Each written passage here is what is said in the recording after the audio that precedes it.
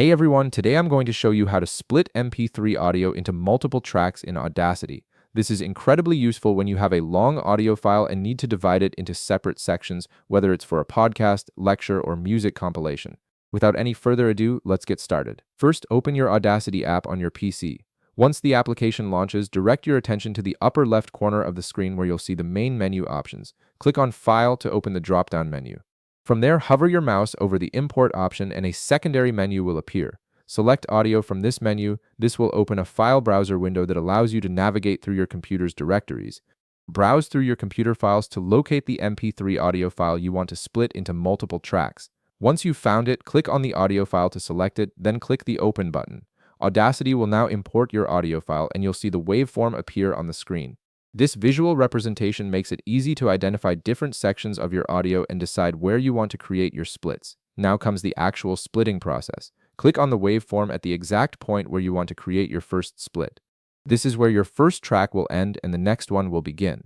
Once you've positioned your cursor at this point, press Ctrl+B on your keyboard. This keyboard shortcut creates a label at that specific position. A text field will appear where you can type a name for this section. For example, type track 1 to identify this portion of your audio. You'll notice a small icon beside your track name that you can drag. This allows you to fine-tune the position of your label by dragging it either left or right along the waveform. This is helpful if you need to make precise adjustments to where the split occurs. Once you're satisfied with the position, click again on the waveform where you want to create your second split. Press Ctrl+B once more to create another label. In the text field that appears, type track 2 to label this section. Again, you can drag the small icon beside your track name left or right to adjust the exact position if needed. Continue this process for as many splits as you need.